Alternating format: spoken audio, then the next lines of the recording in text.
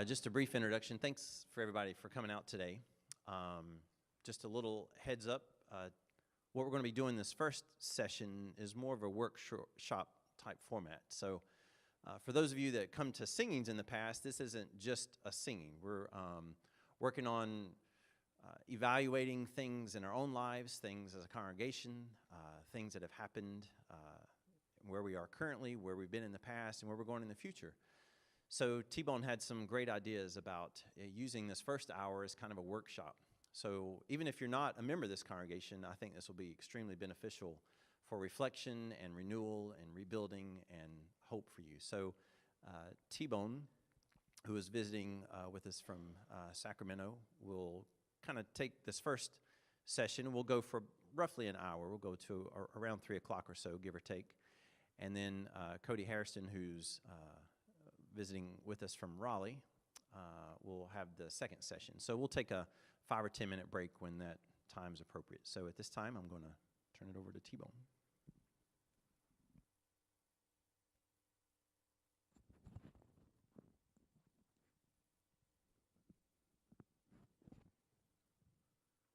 All right, how's everybody doing? Good, excellent. Okay, is that true? That's what we're going to deal with. That's what we're going to deal with today. All right, so what I want to do is I want to give you a little bit first of an update because everybody's like, well, what's going on with you, T-Bone? So I'm going to try and give you an update here. I'm assuming this is, oh, maybe, no. Yeah, it's probably switched off. Oh, use this one. The bottom one is the, yeah, it's a braille. Oh, it's braille, okay. Okay, all right. All right, so for the T-Bone update, just let me share with you a little bit what's going on with me. And this will kind of work into where we're at. And I'm saying probably for you guys too, 2023 and 2024 might have been some challenging years. So for me, what we have, what's been, I say, taking place or going on here is for me, end of 2023, Papa gets home from a vacation. He goes in because he doesn't feel too well, and they tell him he has a rare type of cancer. So they say you've got about a year to live, and so he lasted about 3 weeks. So with the treatment and stuff like that, and so it was just eating his body away so quick, and he just got to the point where he's like, I'm done, I'm ready to go. I'll show you what the funny appointment, though, is when he was about ready to go, he had maybe a day left. We didn't know. We couldn't tell, and so he's laying there in bed, and he's thinking, okay, this is it, saying goodbye, whatever, to everybody. So we all go home, whatever, for the evening, and so we come back in the morning, and we're sitting there, and he wakes up, and he looks at everyone, and he's disappointed. He's like, what are you doing here?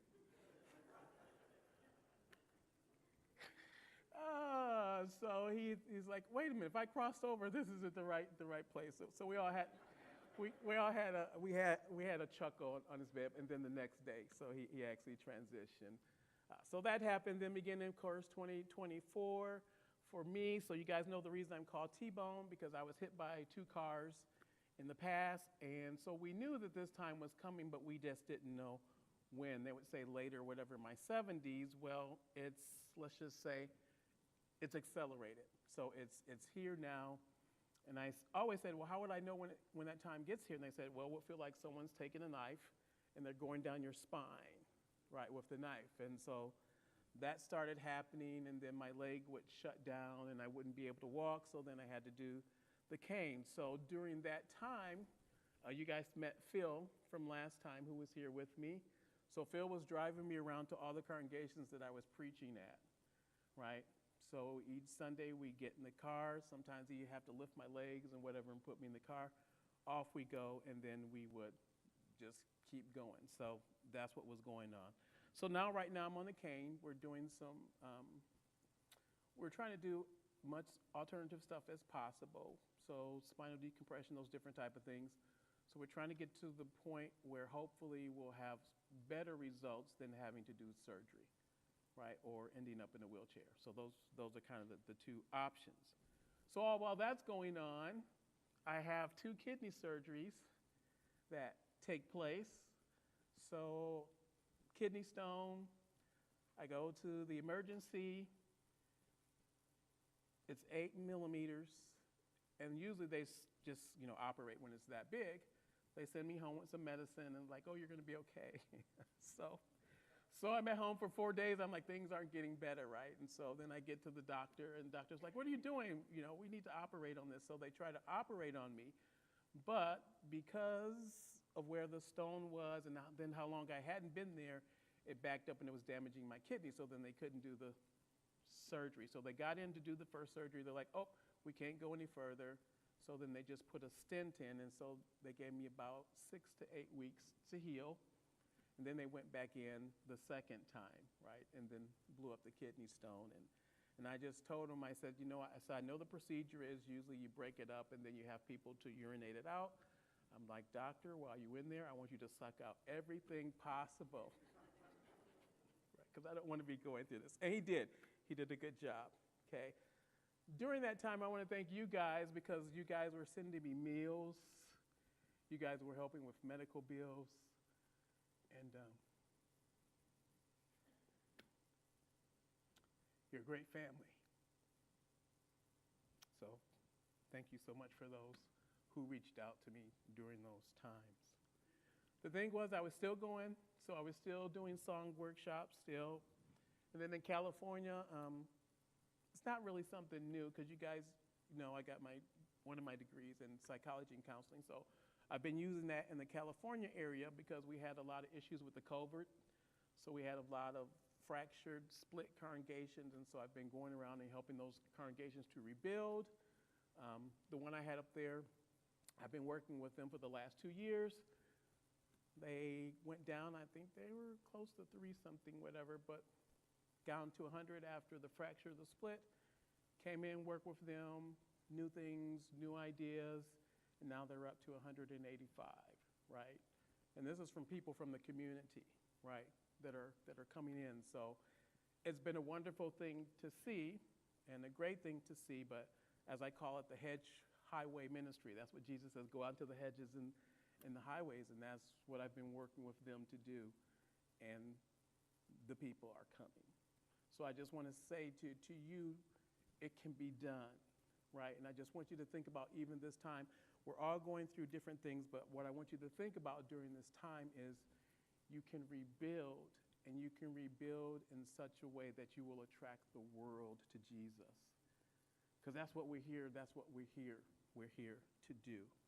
And then I lost Mom in July in Chicago. So then I went back to Chicago and stayed for a while. We had the funeral there in August, and so she died at 90, so that was great. So she had a good life. And now I'm working with somebody else. He's a cancer survivor, amputee. His wife, I've known him just for a little amount of time. He's not a Christian, he's a Jewish guy, but she called me because he was having some cancer, and she's like, T-Bone, she's like, you're like a brother to him. So she's like, will you please come and be here during this time with the treatment and stuff? So I flew to New Mexico and just stayed with him, and we cooked, because that was good therapy for him, right? So what I just want to share with you, the reason you can rebuild, because I believe that Christ is already inside of you. And now what you guys have to do is you've got to let him out. You've got to let him out into the world. You've got to let him out outside of these 4 walls. So I just want to do a few little things to help you. I want to give you some skills here that you guys can use. And so I call this section, and this is what I do when I go work with congregations with the COVID, whatever, fractures and split. So it's called Healing and Rebuilding Our Broken Walls. And it comes from the idea of Nehemiah. And I don't know whether you ever thought about it from this perspective, but Nehemiah actually had to go through certain processes to heal and rebuild. So today I'm going to give you just a few skills, and you can use these skills anytime. And what my goal today is to get you to learn these skills in such a way that you're always using them among each other. That's going to be the important part. That once you learn the skill, and everyone already does it, but we're going to hone in and make you even better. And then I want you to start using these skills with one another and with each other. So let's just take a look at Nehemiah here just a little bit. Here's the first point. So we know the story of Nehemiah. So he hears the distress, of course, that the remnant are experiencing. And he says this in their end. He says, "When I heard these things, I sat down and wept. For some days I mourned and fasted and prayed before the God of heaven." So what I've been noticing is oftentimes when I'm working with congregation where there's a fracture, where there's a split, what people often don't do is they don't allow themselves this part. They don't actually allow themselves to experience and feel the loss. So it's kind of like, I kind of chalk it up to, I'd say maybe my dad's, when he was alive, generation, where you get your arm blown off and you just wrap it up, "Oh, I got to keep going," right? Type of deal. And I applaud the spirit, but there are other things that also needs to be taken place. So, for example, when I was working with Dr. Lisak, the amputee, right, and so he lost part of his leg, and he had to adjust and get used to the idea that his leg wasn't there. So oftentimes I would have him sit in front of a mirror so that he could actually see that the leg wasn't there, so that his brain would actually get used to it. He was still having phantom pains. But with the mirror there, his brain would connect and say, "Oh, there's actually no leg that is there," right? And so the brain and the neural connections were actually starting to work there. And so it's the same exactly for us. When we've suffered a tragedy, when we've suffered a loss, it's important for us to experience it. It's important for us to allow ourselves to feel it for whatever certain amount of time that we need when we're talking about healing.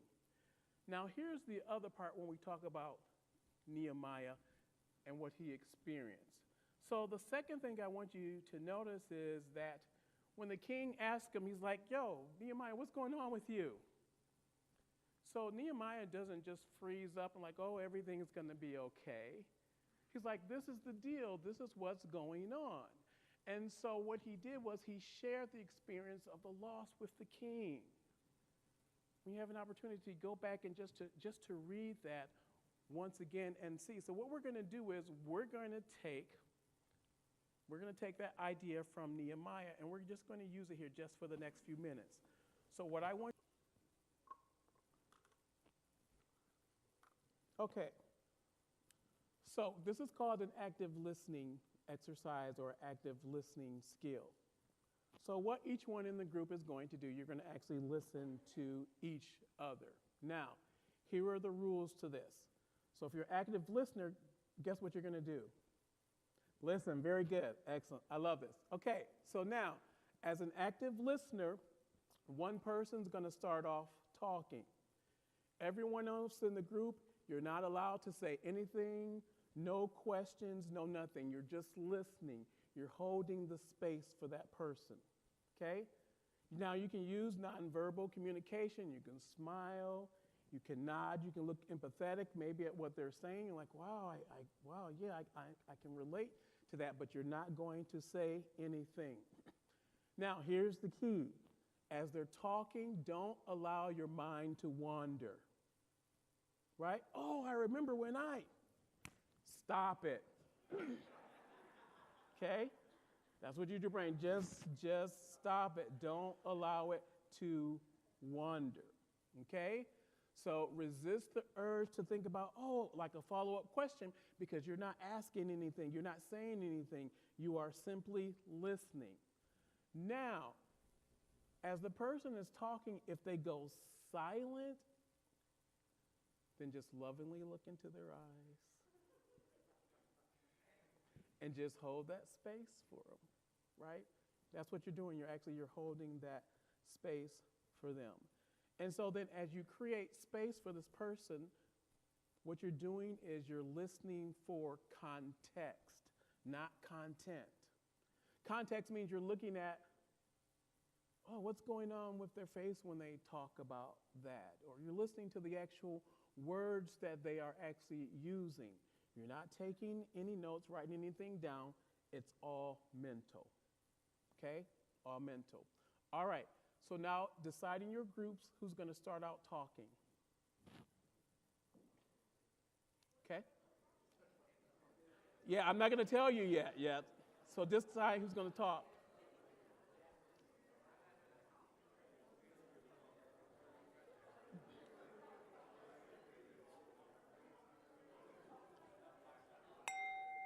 Okay, have we decided? Okay, so talkers, you're going to talk for 2 minutes. This is short. Usually it's a 5-minute drill, and you have to talk for 5 minutes, right? Okay, but I had to kind of knock it down far as time. So what's going to happen is the first person, you're going to talk for 2 minutes. Everyone's going to look at you. If you can kind of turn in a circle where you can see each other, that'll be even better. And they're going to listen. When the 2 minutes are up, you're going to hear this, then the next person's going to talk, and everyone else is going to listen. When the next one, then the next person's going to talk, and everyone's going to listen. Okay? All right. Now, here are some of the things. As you're talking and you're sharing, because these are going to be some serious questions. Know people's names. Know people's names. This is about you, how you feel, what's going on with you, inside of you. So this is not a blame game or anything. Yeah, don't say people's names as you're talking and sharing. Well, so-and-so did to me. What? No. You can just say, wow, I really feel whatever, blah, blah, blah, blah, blah. This is how this makes me feel. Okay, this is what's going on with me. Right? Because it's not about blaming, it's about putting it out. You guys are learning to put it out, and everyone else is just holding that space for you. There's no judgment. It's just you're just supporting one another. So think of it when your kids come to you and something's happened to them, and you just sit and you listen. You listen to what's going on with them. You're not interjecting anything. You're not interjecting judgment. You're just there to be supportive. It's like, I've got your back. But at the same time, you're not asking any questions, you're not saying anything, you're just allowing that space. Now, for us, that's kind of hard sometimes of Americans because we feel that, oh, no one else is saying anything, there's not any interaction that's going on. It is, it's just nonverbal. Okay? All right, here we go. So here's the first question I want you to ponder and to think about. Okay? Now, you're like, well, this doesn't apply to me because maybe I'm not a member here. No, it does, because I'm sure at some time you've experienced some of these things in your life. So you can even just share, wow, okay, I remember that time. And then just share, well, how did that make you feel during that time? So here is the thing that you're going to share. So share a significant challenge that you're facing due to a past church family fracture. I call it fractures, not split, fracture, if any. Where have you felt it the most? Or where are you maybe still feeling it the most? And I put up some things up there. Maybe you feel like you're just less united. Maybe you feel that people don't care. Maybe you think, wow, we'll never be whole again. Or you're like, wow, I just can't believe some of the reactions that I experienced from some people. And I'm just having a hard time digesting that, right? So that's what I want you to talk about just for 2 minutes, and everyone is just listening to you in your group, and they're supporting you. They're being there for you. All right. Everyone think they can do that? Okay. It's going to be the same question, right? So you're listening to each other, and then when I hit it, then the next person will start because you're going to get 2 minutes each. Okay, so the first person, get ready, and, okay, begin.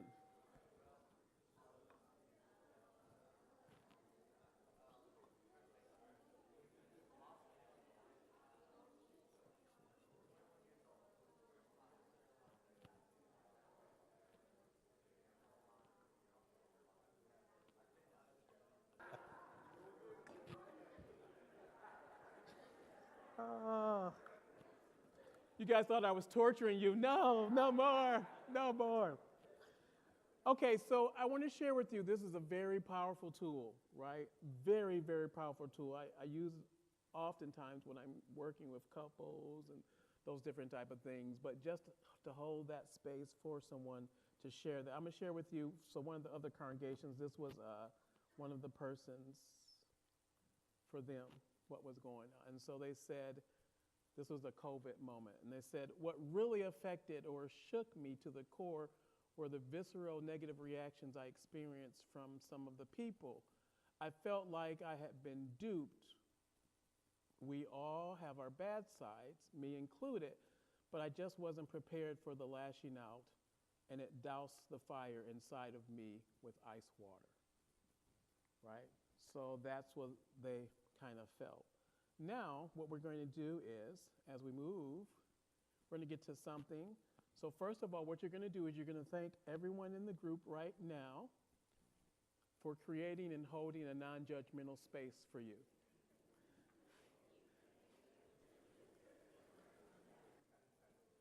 Now, this is our last one. Remember, I just want you to remember these skills and I want you to use them.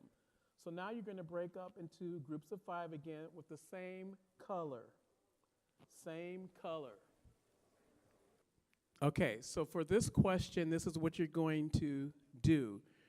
You're going to share what you envision the goal as you rebuild this congregation.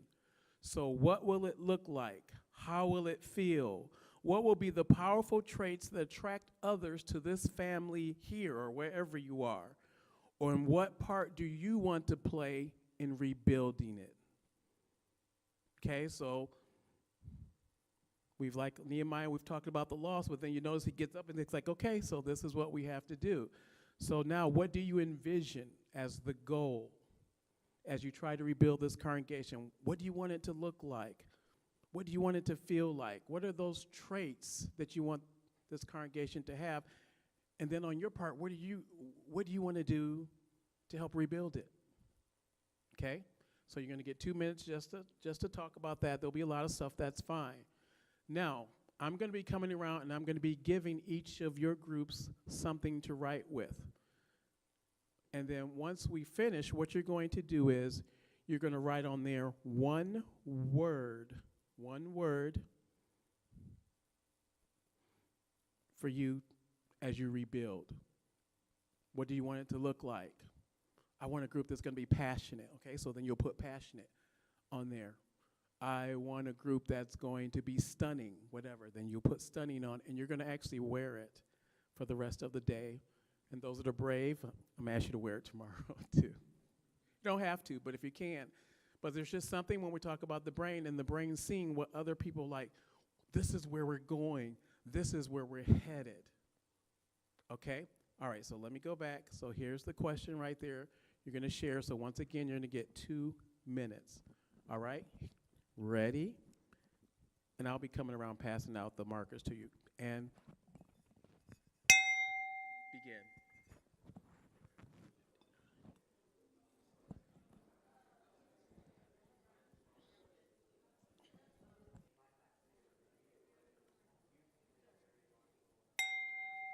All right.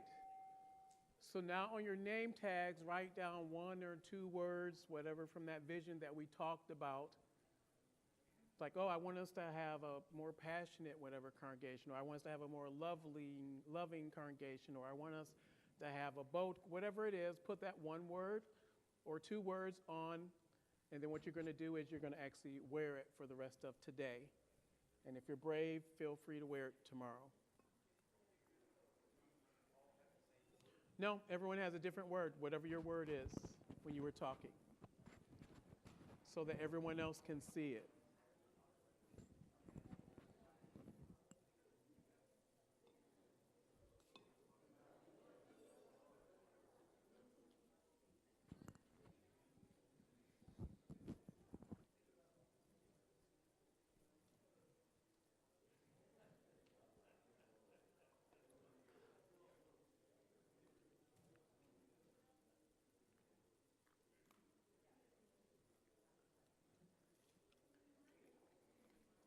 And now, once again, thank each person in your group for creating and holding a non-judgmental space for you.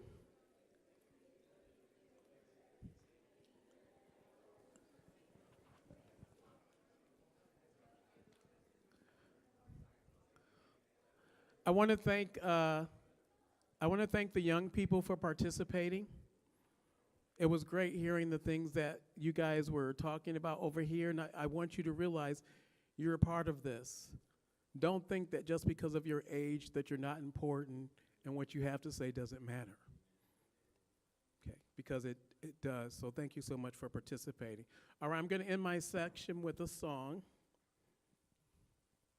Beautiful Things Out of the Dust.